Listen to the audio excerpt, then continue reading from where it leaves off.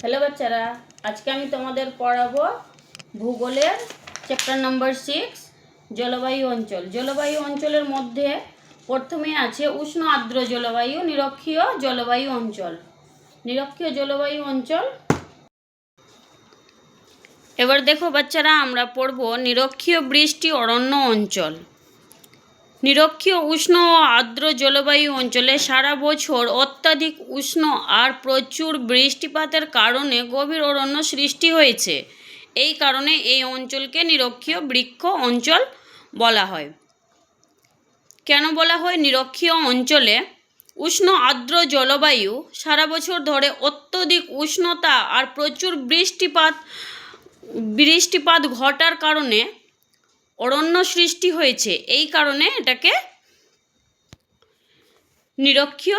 নিরক্ষীয় বৃষ্টি অরণ্য অঞ্চল বলা হয়। এবার দেখো তোমরা নিরক্ষীয় জলবায়ু কোথায় কোথায় দেখা যায়।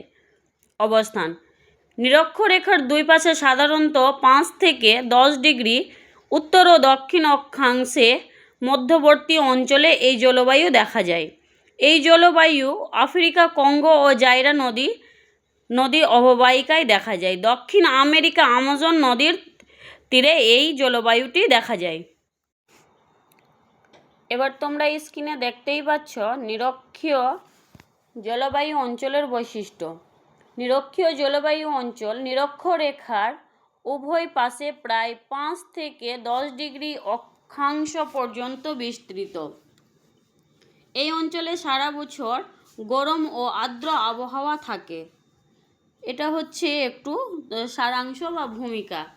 এবার মেন বৈশিষ্ট্যগুলি হচ্ছে: 1 নম্বর, তোমরা দেখো সারা বছর উচ্চ তাপমাত্রা মানে দেখো নিচে লেখা আছে তার গড় তাপমাত্রা প্রায় 25 ডিগ্রি থেকে 27 ডিগ্রি সেলসিয়াস। ঋতু পরিবর্তন খুব কম, মানে ঋতু পরিবর্তন হয় না বললেই চলে।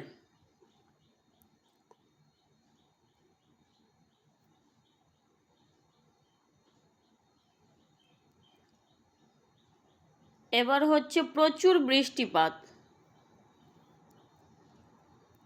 বছরে 200 থেকে 300 সেন্টিমিটার বা তারও বেশি বৃষ্টিপাত হয়। প্রায় প্রতিদিন বিকালের দিকে বজ্রসহ বৃষ্টি হতে পারে। অত্যাধিক আর্দ্রতা, বাতাসে জলীয় বাষ্পের পরিমাণ খুব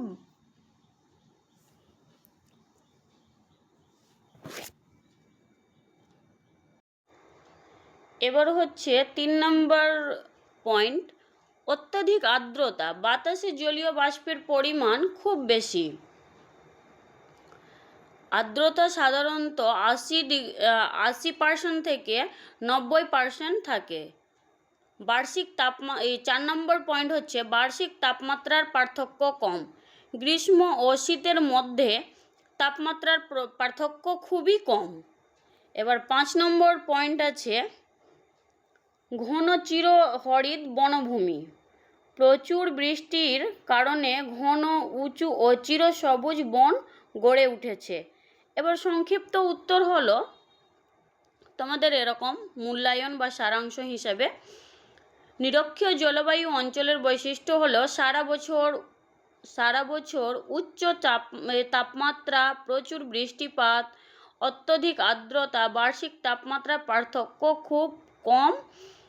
পার্থক্য কম এবং ঘন চিরহরিৎ বনভূমি উপস্থিতি দেখা যায়। এখান থেকে তোমরা এগুলা ভালো করে মুখস্থ করে নিবা। এবার হচ্ছে তোমাদের স্ক্রিনে নিরক্ষীয় অঞ্চলের জীববৈচিত্র্য পয়েন্ট অনুযায়ী দেওয়া আছে।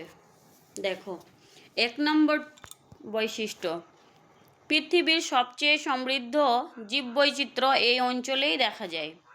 2 নম্বর, ঘন চিরহরিৎ অরণ্যের অসংখ্য প্রজাতি গাছপালা জন্মায়।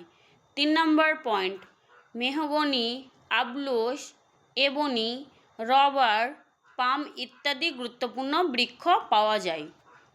এবার 4 নম্বর পয়েন্ট হচ্ছে বানর, গরিলা, শিম্পাঞ্জি, জাগুয়ার, টিয়া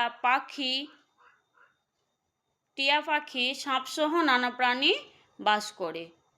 5 নম্বর পয়েন্ট হচ্ছে উষ্ণ ও আর্দ্র পরিবেশের কারণে উদ্ভিদ সংখ্যা এবং বৈচিত্র্য অত্যন্ত বেশি।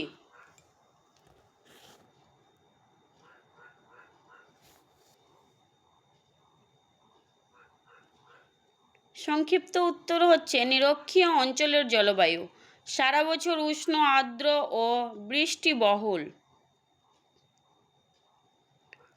জীববৈচিত্র্য ঘন চিরহরিৎ বন এবং বিপুল সংখ্যক উদ্ভিদ ও প্রাণী এখানে দেখা যায়। এখান থেকে তোমরা পড়বা ভালো করে। এখান থেকে ছোট কোশ্চিনও তোমরা পারবা, ভালো করে মুখস্থ করলে বড় কোশ্চিনও তোমরা ভালো করে পারবা।